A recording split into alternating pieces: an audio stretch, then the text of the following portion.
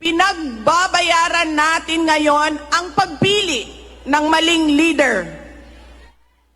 Nakikita natin ang lantaran at walang pakundangang paglabag sa ating saligang batas. Pinamumunuan din tayo ngayon ng isang taong patuloy pa ring tumatanggi, sumailalim sa isang pampublikong hair follicle drug test.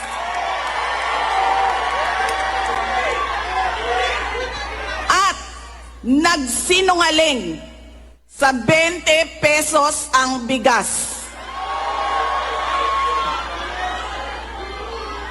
Ang masakit pa, nakuha nilang kidnapin ang dating Pangulo. At dali-dalian nilang itinapon sa ibang bansa upang litisin ng mga dayuhan. Ngunit, higit pa sa mga kabiguang ito ay isang mas malalim na pambabastos at panghiinsulto sa ating mga Pilipino. Iniinsulto nila tayo sa paggamit ng ayuda upang bilhin ang boto ng mga tao. Ang ayuda ay hindi naman likas na masama. Sa katunayan, marami ang natulungan ito noong panahon ng pandemya.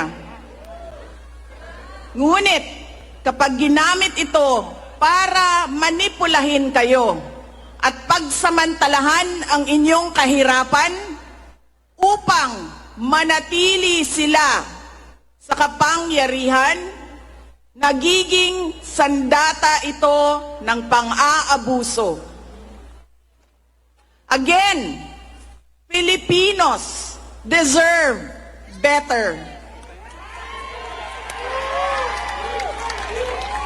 We must return to long-term, concrete programs, not short-term dole-outs that are being abused by those in power. Ang kailangan ng Pilipino ay isang mabisang food security program. Isang programa na tutugon sa problemang pinakamalapit sa bituka, ang gutom. Ang kailangan ng Pilipino ay isang modernong hybrid education system na nakasandal sa pagtuturo ng disiplina at pagmamahal sa bayan.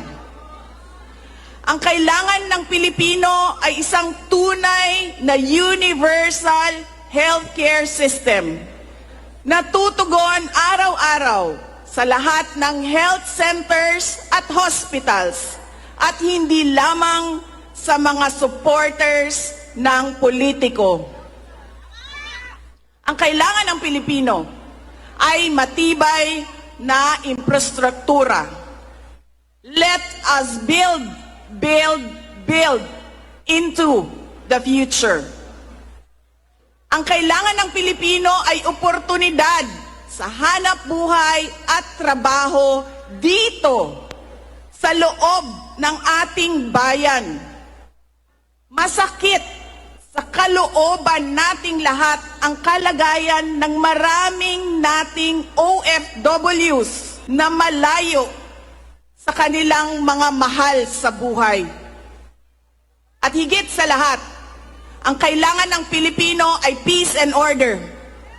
Kailangan nating ganap na puksain ang kriminalidad, illegal na droga, terorismo at insurgency sa pamamagitan ng makatotohanang non-partisan Philippine National Police na suportado ng ating sandatahang lakas. Hanglan undangon nato ang batasan sa pagpili sa mga kandidato nga gikan sa political dynasty. Kining mga sikat nga apelido nga magsayaw-sayaw ra og magkanta sa atubangan. Igo ra magpakatok, undangon ang mga party list na gipanag-iya sa mga dato. ang mali na pagpili sa atong mga opisyales. Undangon ang budol o pagpamakak. Kailangan natin mag-vote straight sa mga taong magtutuloy ng nasimulan ni Pangulong Duterte. Idiretso natin ang boto. Hindi ako mapapagod na sabihin ito. We Filipinos deserve better. Tunay na kapayapaan at kaunlaran na hindi lamang para sa iilang politiko at mayayaman. Kaya sa May 12, kailangan natin maging mapagmatyag. May mga ulat at bulong-bulungan na may mga kumikilos na sa iba't ibang parte ng ating bansa. Mga babala na maaaring nagsisimula na ang malawakang dayaan sa halalan ng alyansa. Ang binuong alyansa ay isang mapanganib na pagsasanib puwersa ng isang administrasyong walang kakayahan, mga elitistang liberal at mga tinaguriang makabayan na ang tunay na hangarin ay manatiling mahirap ang taong bayan. Isang alyansa na handang ibalik tayo sa kadiliman ng narco-politics, sa bangungot ng Typhoon Yolanda, kung saan ang mga Pilipino ay iniwan sa ulan, sa gutom at sa kawalang malasakit. Ito ang alyansang muli nais nating alipinin gamit ang kahirapan, kasinungalingan at kapangyarihan. Sa May 12, bumoto tayo ng may buong dangal. Ngayong Lunes, bumoto tayo ng diretso. And let us all save the Philippines. Ako si Inday Sara Duterte, isang botante. Syukran.